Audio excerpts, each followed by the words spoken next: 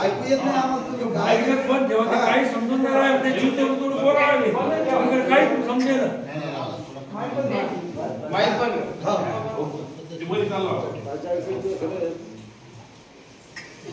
तर या पिढीला जर आपल्याला घडवायचं असेल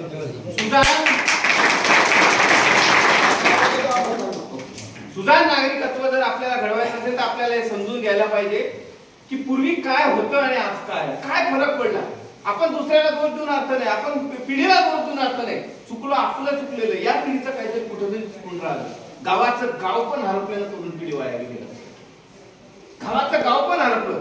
पलीकडल्या वेटातला माणूस या वेटातल्या माणसाला त्या काही सांगायचं वेटा आहे ना असं. आज आता तशी परिस्थिती नाही राहिली. आता बाजूच्या माणसाला जर तुमच्या पोराला दोन तत्वज्ञानाच्या गोष्टी सांगितल्या ते म्हणतात की तुला जवळते ती जवळते म्हणून ते त्याचं काय ऐकू नको मी म्हणतो तसं. तो एक धरारा समाजातला जो धरारा ते गावाचं गाव पण हरपल्यानं तरुण पिढी कुठं तरी विस्फटलेल्या परिस्थितीमध्ये. आणि नवीन पिढीला मी नेहमी एक गोष्ट सांगत असतो, आजपासून जर तुम्हाला असं वाटत असेल की तुमची पिढी समृद्ध झाली पाहिजे तर एक गोष्ट लक्षात ठेवा, गावातल्या प्रत्येक माणसानं प्रत्येक मुलावर प्रत्येकानं नजर ठेवली पाहिजे. आणि ज्या ज्या वेळेस कुठल्याही माणसानं तुम्हाला तुमच्या घरामध्ये येऊन सांगितलं की तुमचा मुलगा तुमची मुलगी इथं या चुकीच्या मार्गाने चाललेली आहे तर सगळ्यात प्रथम त्याचा द्वेष करणं बंद करा. म्हणजे आपल्या कोणाला जवळ घेऊन बसवत खरंच चुकते का नाही, हो किंवा नाही, आम्हाला काही घेणं देणंच नाही लागलं. आणि ज्यावेळेस हे मी सांगतो गावाचं गाव पण वापस झालं तर तरुण पिढी सुधारायला वेळ लागणार नाही. पण एक सगळ्यात मोठी गोष्ट काय माहितीये, बरटाळे छोटं खेडे. ज्यावेळेस पुणे मुंबईमध्ये जर मी गेलो आणि मी जर म्हटलं की गावाचं गाव पण राखलं गेलं पाहिजे तर तिथं हसतात लोक. काय तिथं काही राहिलीच नाही, तिथं संस्कृती नाही, तिथं सभ्यता नाही, तिथं आदर्श नाही, तिथं तत्वच नाही राहिलं. पण हे गावाचं सगळ्यात मोठं सकारात्मक जर नाही असेल तर गावाचं गाव पण आजही आहे, ते फक्त कुठेतरी स्मृतीत गेलं. त्यामुळे आपल्याला आज गावाचं गाव पण जपलं नाही, बरोबर आहे. आणि नवीन तरुण पिढी इथं बसलेली आहे. मी या पोराला एक गोष्ट सांगत असतो, मी व्यक्तिमत्व विकासाचे ज्यावेळेस कार्यक्रम घेतो, व्यक्तिमत्व विकासाचा सांगतो त्यावेळेस मी तुम्हाला सांगत असतो की स्वतःला ओळखणे आणि स्वतःच्या व्यक्तिमत्वामध्ये यशस्वी होण्यासाठी बदल करणे याच्यासारखं पर्सनॅलिटी डेव्हलपमेंटची दुसरी व्याख्या नाही. स्वत्व, मी कोण आहे, हु आय एम. मी तरुण पिढीलाही सांगतो आणि युवकांनाही सांगतो आणि तुमच्या लोकांनाही सांगतो. माझ्या समोर बसलेले जे पालक आहे त्यांचंही काही वय झालेलं नाही, तुम्ही आयुष्यामध्ये यशस्वी होऊ शकता. तर मी नेहमी एक गोष्ट सांगत असतो नवीन पिढीला, हु आय एम, मी कोण आहे, माझं अस्तित्व काय. आणि ज्यावेळेस आपण आपलं अस्तित्व शोधण्याचा प्रयत्न करतो, ज्यावेळेस मी कोण आहे हे ज्यावेळेस जाणतो त्यावेळेस माणसाच्या आयुष्यात काहीच्या काही करायला. आज या पिढीमध्ये सगळ्यात मोठी लॅकिंग काय माहिती आहे, त्यांना हे माहित नाही की ते कोण आहे. आम्ही जगाचा फापट पसारा आम्हाला माहिती आहे, पण आम्ही कोण आहोत हे आम्हाला माहिती नाही. तुमच्यात कोण आहे, तुमचं व्यक्तिमत्व काय, तुम्ही जगात सर्वोत्तम काय करू शकता, ही इथं लॅकिंग आहे. मी नेहमी एक उदाहरण सांगत असतो, विनोबा भावेचं एक उदाहरण आहे की विनोबा भावेंनी मला एक 8व्या वर्गात त्यांची एक कथा होती आणि ती फार सुंदर कथा होती. काय होतं, 8-9 वर्षाचा एक मुलगा अनवाणी पायाने, म्हणजे पायात काहीच नाही, दोरा नाही, काय नाही, काय नाही, अनवाणी पायानं सिमेंट रस्त्यावरून चालला होता, बरोबर आहे. आता सिमेंट रस्त्यावर चालत असताना ज्यावेळेस तो सिमेंट रस्त्याने चालत गेला त्यावेळेस त्याचे पाय जळायला लागले. पाय जळायला लागल्यावर तो पोरगा बापाला म्हणते की बाबा असं करा, तुम्ही असं करा, या पुऱ्या जगावर गाद्या आखून द्या, या पुऱ्या जगावर लोकर आखून द्या, पुऱ्या जगावर कार्पेट आखून द्या, म्हणजे याचं जगावर कार्पेट आखलं तर माझे पाय जळणार नाही. झालं असं बापाला त्याचं नवं झालं की काय पोरगा किती विचार करते किती, पण ते बापाने त्याला सहज सांगितलं, बाळा एक काम कर, जगावर लोक जगावर कपडे आखल्यापेक्षा तू त्या पायात प्रश्नच मिटला. आलं लक्षात. गोष्ट काय झाली माहितीये का, समाजाने आम्हाला फापट पसाऱ्यामध्ये अडकून टाकलं की आम्ही कोण आहोत हे विसरून गेलो. माझं गाव काय, माझं वर्टाळ काय, मी कोण आहे, माझं अस्तित्व काय. आणि ज्या लोक अस्तित्वहीन समाजामध्ये वावरायला लागतात त्यावेळेस ती आपल्याला व्यसनी वाटायला लागतात. तर ज्यावेळेस तुम्ही त्यांच्यामधलं काय शोधा त्यावेळेस तुम्ही. आणि नवीन पिढीला मी नेहमी सांगत असतो, हु आय एमचं एक सर्वात उत्तम उदाहरण मी सांगतो. यशस्वी होण्याचा अर्थ काय, स्वामी विवेकानंदांचं एक वाक्य आहे, जन्माला आला अर्थात. प्रत्येकानं ऐकायला पाहिजे की एक वाक्य आहे की जन्माला आलाच आहात तर इतिहास घडवून जा. आयुष्यात 2च दिवस महत्वाचे आहेत तुमच्या, ज्या दिवशी तुम्ही जन्माला आला तो दिवस, आणि ज्या दिवशी तुम्ही हे सिद्ध करता की तुम्ही का जन्माला आले तो दिवस. जगात दुसरा दिवस महत्वाचा नाही. तुम्ही ज्या दिवशी हे सिद्ध करा की तुम्ही काय जन्माला आलेले त्याच्यासारखं आयुष्याचं यश कोणतंच नाही. मी नेहमी एक उदाहरण सांगत असतो. हुसेन बोल्ट नावाचा एक माणूस आहे. नाव ऐकलंय? तरुण पिढी ऐकलंय? कोण आहे माहितीये का? Yes, exactly. जगातला सगळ्यात वेगवान धावपटू, जगातला सगळ्यात वेगवान धावपटू. झालं असं, हु आहे, माझं अस्तित्व काय, याचं एक उदाहरण आहे की जगातली लोक कशी यशस्वी होतात, कशा प्रकारे ती जग काढून टाकतात. 2004 मध्ये अथेन्स या शहरामध्ये ऑलिम्पिक भरलं आणि त्या ऑलिम्पिक मध्ये जमैकाच्या याच हुसेन बोल्टनं भाग घेतल्यानंतर हा धावला त्या 100 मीटरच्या ट्रॅकवर, आणि 100 मीटरच्या ट्रॅकवर याच्या हिटमध्ये हा 5वा आला. म्हणजे ओव्हरऑल मध्ये हा 25-30वा होता. किती? 25-30वा नंबराचा हा खेळ. आणि ज्यावेळेस हा ख्रिश्चन जमैकाला गेला त्यावेळेस एका पत्रकाराने त्याला विचारलं की काय तू हरला, तुझं अस्तित्व संपलं, तू तुझ्या हिटमध्ये 5वा आला, ओव्हरऑल 25-30वा आला, तू आयुष्यात काय करणार आहे? तर त्याला एक वाक्य दिलं. तो म्हणला, मी त्या पत्रकाराला सांगितलं की मी हा जगातला सर्वोत्तम ॲथलीट आहे, मी जगातला महान ॲथलीट आहे.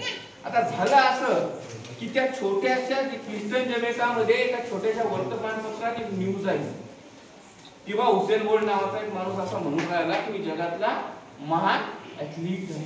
याचा अर्थ काय होतो मी साध्या भाषेत सांगतो. याचं असं आहे की बरटाळ्यात जो कोणी ग्रामपंचायतला निवडून येत नाही त्यांना हे म्हणणं की मी मुख्यमंत्री होणार. साधं काय, जो ग्रामपंचायतला निवडून नाही येऊ शकत तो काय म्हणतो मी मुख्यमंत्री होणार आहे आणि मी शिंदे साहेबांना चॅलेंज देतो. झालं असं की ख्रिश्चन जमैकाची छोटीशी बातमी जगभर पसरली. व हुसेन बोल्ट नावाचा कोणीतरी एक असं पोरग आहे की जे पळालं आणि ते म्हणते की मी जगातला महान ॲथलीट आहे, की जगात ॲथलीटचा फार मोठा प्रचार त्यानं करायचा आहे.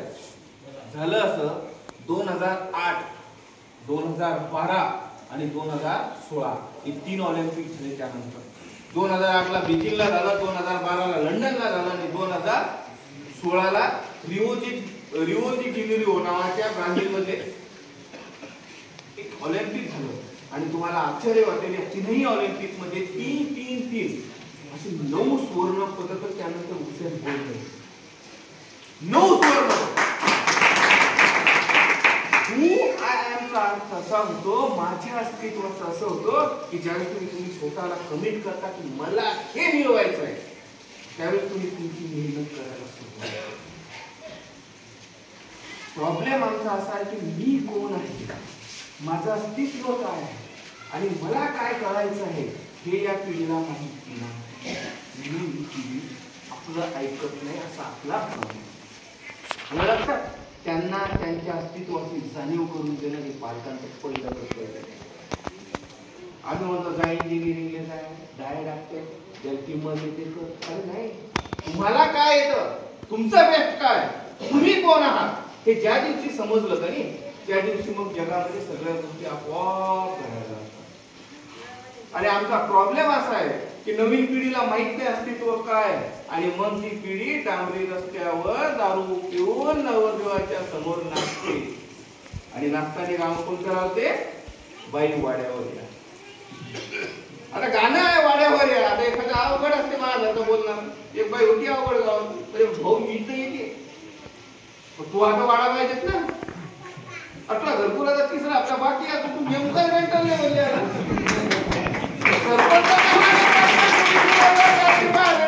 कपडा काय झालं, बिघडलं काय आपलं. आम्ही आमचं डोकं चुकीच्या ठिकाणी वापरायला लागलं. नवीन पिढीला मी तेच म्हणतोय, तुम्हाला काय येतं ते शोधण्याशिवाय तुम्ही तुमच्या आयुष्यामध्ये येऊ शकत नाही. आणि आमच्या पुढे आदर्शही तसेच गेलेले, आदर्शही तसेच गेलेले. छत्रपती शिवाजी महाराजांचा आदर्श नाही देणार कोणी, ते तशी चंद्रकोर लावून शिकले. समजलं काय झालं, चरख्याच्या जवळ बसून कुणी सूत कातल्यानं गांधी होत नाही, दाढी वाढवल्यानं टॅगोर नाही होत आहे. आमच्या पिढीचं तेच आहे. आमचे हे नवीन पोर आहेत का नाही ते असे इथं इथं असं काहीतरी लावतात, चंद्रकोर काढतात, जिरेटोप घालतात आणि छत्रपती शिवाजी महाराज हे समजतात. काय झालं, external appearance is not the personality. तुमचं बाह्य रूप हे व्यक्तिमत्व नाहीये. तुम्ही अनुकरण नक्की कशाचं करता आणि आम्हाला आदर्शही तेच ठरवले गेले. आम्हाला टीव्हीवर बातम्या येतात, गुगलवर बातम्या येतात. आता या नवीन पोरांना माहिती गुगलवर काही सर्च करून सांगतात. मी ते नवीन पोरांना सांगत होतो की हे दिवस काही दिवसांना असे येतील की रे बापा मला विचारलं गुगल मध्ये सर्च करून सांगतो म्हणतात. इतके डिपेंड झालेले मोबाईल. हू आय एम प्रश्न तिथंच निर्माण होतो की मी कोण आहे. आणि स्वामी विवेकानंदांचं वाक्य ते आहे की तुम्ही हे ज्या दिवशी सिद्ध करायला नको की तुम्ही कशाला जन्माला आले होते त्या दिवशी तुमच्या आयुष्यात तुमचा सत्कार झाल्याशिवाय राहणार नाही. हे मात्र. आणि तिसरी महत्वाची गोष्ट की मी आज तुमच्याशी बोलणार हा स्वामी विवेकानंदांचं वाक्य आहे पुढचं की आपली आता मी ज्या ग्रामीण भागामध्ये राहतो, मी पोलीस पाटील आहे, मला माहित आहे आलेला माणूस मानसशास्त्राचा इतका अभ्यास झाला की समोरचा माणूस आल्याबरोबर मला कळते की हा काय म्हणणार. काय झालेलं आहे, स्वामी विवेकानंदांना जातीची व्याख्या केली पहा. आपल्या इकडे जातीच्या व्याख्या वेगळ्या आहेत. स्वामी फार सुंदर म्हणतात जाती तीन प्रकारची असते. ही जात नाहीये तुमची, माणूस ही पहिली जात आहे. पण माणसांमध्ये विचारांच्या आधारावर त्या जात्यांनी ठरवल्या. ते म्हणतात तीनच जाती आहेत जगात, चौथी जात नाही. पहिली शूद्र, दुसरा आहे सामान्य, तिसरा आहे असामान्य. संपला विषय. याच्या पलीकडे जगात जात नाही. शूद्र माणसं माणसाबद्दल बोलतात, सामान्य माणसं वस्तूबद्दल बोलतात, असामान्य माणसं ही विचारांबद्दल बोलतात. एखाद्या माणसासोबत ज्यावेळेस मी बात करतो बोलतो ना त्यावेळेस त्याच्या विचारांमध्ये मी सांगतो की हा माणूस कोण आहे, हा शूद्र आहे, सामान्य आहे का असामान्य. माझी गाडी, माझा बंगला, माझा टीव्ही, माझी बायको, माझं ज्यावेळेस करतात त्यावेळेस तो माणूस सामान्य होतो. आणि शूद्र माणसं माणसाबद्दल बोलतात, तो असा त्याला तसंच केलं, त्याची सोय ही शूद्र माणसं. आणि असामान्य माणसं हे विचारांबद्दल बोलतात. हुसेन बोल्टचं जे उदाहरण मी सांगितलं ना त्याने त्या पेपरमध्ये कातरणार सांगितलं होतं की मी जगातला महानतम व्यक्ती आहे. हा काय होता, विचार होता. त्यानं आयुष्यात कधी म्हटलं नाही सर की मी गॅटलिनचा पराभव करेन. त्यानं कधीच म्हटलं नाही की मी हुसेन बोल्टनं कधीच म्हटलं नाही की मी युहानचा पराभव करू. त्याला माहित नव्हतं की माझ्या आजूबाजूला कोण आहे. त्याला माहिती नव्हतं की मी कोण आहे. त्याला हे माहिती नव्हतं की माझ्या आजूबाजूच्या ट्रॅकवर कोण धावते. तो म्हणाला माझं ट्रॅक मीच पडणार, मला बाजूला कोण आहे. ज्यावेळेस माणसं बाजूला पाहायला सुरुवात करतात ना त्यावेळेस तुमचा पराभव होणं सुरू होतो. याला पाहणं त्याला आता इतकी अतिवृष्टी झाली, इतका पाऊस पडला. सर सामान्य माणसाचं दुःख हे नाहीये की मग वाहून, दुःख हे की त्याची सोय राहिली. हे दुःख नाहीये. आम्ही आमच्या ट्रॅकच्या बाहेर गेलेलोय. आम्ही आमची धन्यता ही धुऱ्या कोरड्यात मानलेली. आणि मराठी माणसाला हा प्रॉब्लेम आहे ग्रामीण भागातल्या माणसाचा की आम्ही काळ्या वावरापेक्षा धुऱ्यावर जास्त मेहनत करतो. आणि पुऱ्या गावाला माहित असते की धुऱ्यावर काहीच पिकत नाही. इंटरेस्टिंग गोष्ट आहे. त्यामुळे त्याची सोयाबीन कशी याच्यापेक्षा हे लक्षात ठेवा की माझी सोयाबीन जगात कोणाची कॉम्पिटिशन केल्यानं काही फरक पडत नाही होऊ शकत. आणि म्हणून मुलांवर संस्कार करत असताना या तरुण पिढीला संस्कार करत असताना कधी सांगू नका की याचा पराभव करायचा आहे. त्याला हे सांगा की तुले काय व्हायचं, संपला विषय. तुला काय व्हायचंय, तुझं अस्तित्व काय, तुला काय व्हायचं. आमची मानसिकता अशी पडलेली आहे. आणि संगमन साहेबांना तिचा नियम आहे का माहिती, पण ही गोष्ट खरी आहे की प्रत्येक माणसाले स्वतःच्या बायकोपेक्षा शेजारी सुंदर दिसते. हे कुठून येतं मला माहित नाही, पण हे सत्य. त्यामुळे आपण आपलं अस्तित्व शोधायला हे नंबर 3 ची गोष्ट. आणि नंबर 4 या तरुण पिढीला मी नेहमी एक गोष्ट सांगतो, मी बसलेल्या लोकांनाही सांगतो की तुमचे वाद होत असतील तरी, विवाद होत असतील तरी, तुम्ही भांडत असाल मुलांसोबत तर तुम्हाला मी एक सांगू का, डार्विनचा सिद्धांत आहे मागची पिढी पुढच्या पिढीपेक्षा पुढची पिढी ही विद्वान असते. ते आपल्याला वाटतं की हे नाही काय करणार. असं आहे तुमच्या एका गावामध्ये एका राज्यामध्ये मी एक कहाणी सांगतो, तुमच्या लक्षात येऊन जाईल की ही मागची पिढी ही पिढी यामधला फरक काय आणि तुम्ही काय केलं पाहिजे. तर काय झालं, एका गावामध्ये एक राज्य होतं त्या राजाने घोषणा केली, गावात दोंडी दिली की जो कोणी माणूस या गावातला या राज्यातला माझी दाढी करेल त्याला मी अर्ध राज्य दान देतो.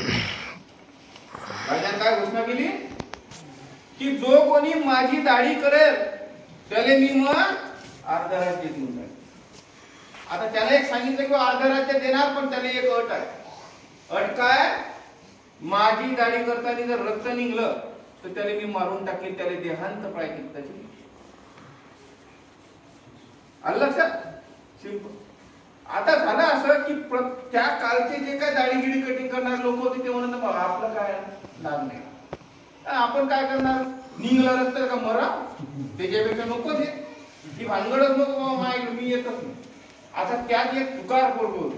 तुकार म्हणजे बंडचा अर्थ कसा, त्याला दौंडी चालली तिथून हा इथं बसलेला आहे यांसारखी पुडी तोंडाची, पुडी टाकली गेले ते दौंडी ऐकल्यावर हा पोराजवळ गेला की चला मी राजाची दाढी करतो. पोर म्हणे मॅड झाला तू, हा पागल आहेस का तू जर दाढी करशील, अरे बाप त्यांनी कधी वस्त्र हाती नाही घेतला तो, तू त्या राजाची दाढी करशील, दाढी केल्यावर जर त्याचं रक्त निघलं तू मरशील ना.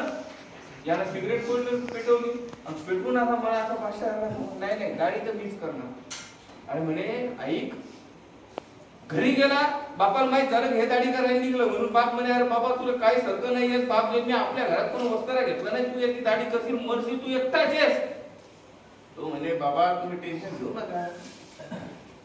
तू काय बोलतो सांगायला लागलो बापाने, तुम्ही टेन्शन घेऊ नका, दाढी मीच करणार. ते दुसऱ्या दिवसाचं ठरलं मग चला आता तिथं गेल्यानंतर त्या राजाच्या अंगावर ते कपडे वगैरे टाकले आणि राजाची दाढी करायला घेतली. त्या पोराने दाढी करायला घेतली, त्यानं आरामानं त्या पोरात राजाची दाढी केली. आणि नवल असं झालं की त्यात रक्त नाही आलं. यानं बापजींनी व्यवस्था रात्री नव्हता घेतला, पण यानं दाढीला व्यवस्थित केली. गावात नगाडे वाजायला लागले, ताशे गाड्या घोड्या बंगले हत्ती त्याचे मिरवणूक काढली. राजानं अर्ध राज्य दाढी केली की काय दाढी करणार आहे पोरगा, रक्त नाही निघलं. मग घरी आल्यावर बापाला टेन्शन, मायला टेन्शन, हे तर गेलं पण यानं रक्त निघलं तर मरल एकंद. घरी आल्यावर बापाने सांगितलं, गळ्यात हात घे घातला. बाप म्हणे मला एकटा मला रात भरायचं टेन्शन आहे म्हणे, तो जर याच्या दाढीचं रक्त निघलं तर तू मरतो, तू टेन्शन नाही घेत का म्हणे, तू उठल्याबरोबर काही करायला नाही. तिला काय टेन्शन, आपण तो केलं नाही ना मग काय टेन्शन. आणि म्हणे काय रे रक्त निघलं असतं म्हणे बाबा काहीच टेन्शन घ्यायचं नाही.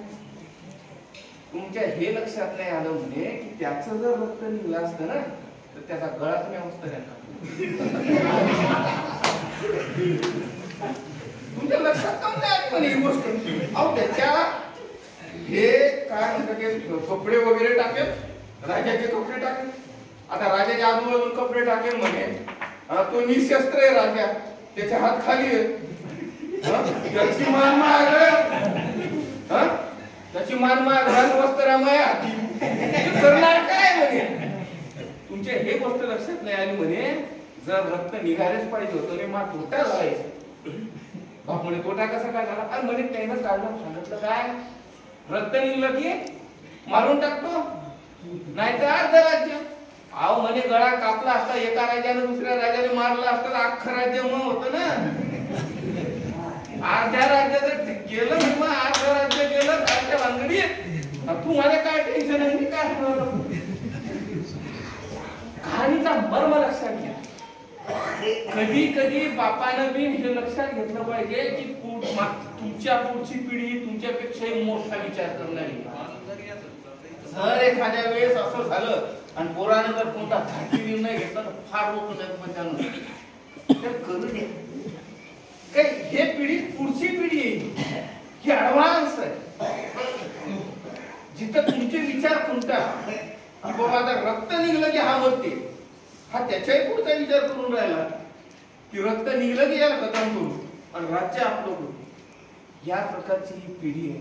त्यामुळे मार्गदर्शन करताना येणाऱ्या पिढीनं सुद्धा त्यांचे मत विचारात घेणं महत्त्वाचं. आलं लक्षात? हा झाला आजचा विषय. सुजाण बालतत्वासाठी तुम्हाला काय करता आलं.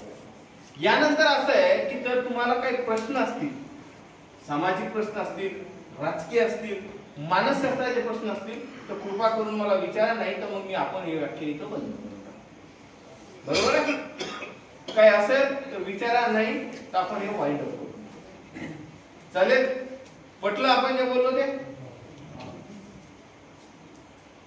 आपण मला बोलवलं, व्याख्यानाखाली उभं केलं आणि इतका सन्मान केला, त्याबद्दल मी भटकाळवाटी यांचे आणि सर तुमचं मी खरोखर आभार मानतो की मला इथं आल्याची संधी.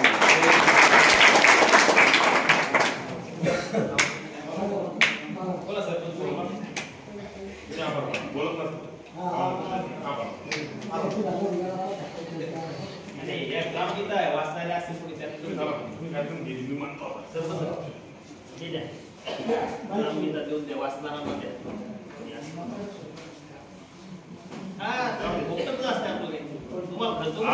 आपण या एवढे लोक आहेत निमित्तानं जमलेल्या सर्वांचे आपण आला कार्यक्रम ऐकला त्याबद्दल आपले सर्वांचे आभार मानतो. विशेष करून अरुण महाराजांचे आभार मानतो. हा जो कार्यक्रम घेतला तो फक्त अरुण महाराजांच्या पुष्टपती हा कार्यक्रम या ठिकाणी झाला आणि अरुण महाराजांचे विशेष करून मी आभार मानतो. आणि प्राध्यापक देशमुख सर वेळात वेळ काढून आपल्या गावात आले आणि आपल्याला मार्गदर्शन केलं, त्याबद्दल मी त्यांचे आभार मानतो. आणि आमचे मित्र पाटोळे साहेब यांचे तो विशेष आभार मानतो की त्यांनी 2017-18 पासून समाज प्रबोधनाचा वसा हाती घेतला. माणूस व्हिडिओ आहे, व्हिडिओ काय असतो आपल्याला गट विकास अधिकारी बऱ्याच लोकांना समजत नाही. व्हिडिओ सगळ्यांना जमत इंग्लिश. माणूस व्हिडिओ आहे, व्हिडिओ असताना दिवसभर काम करून संध्याकाळी स्वतःच्या गाडीनं स्वतःच्या पैशानं समाज प्रबोधनाचं काम करतो. सांगायचं तात्पर्य प्रत्येक माणसानं आपला वेळ थोडाफार का होईना समाजासाठी दिला पाहिजे असं थोडंसं सांगतो.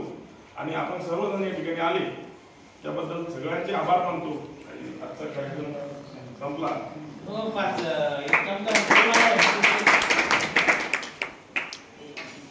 जे वाचणार आहे ग्रामगीता कोणी वाचते का? पुस्तकाचं वाचन करते का कोणी?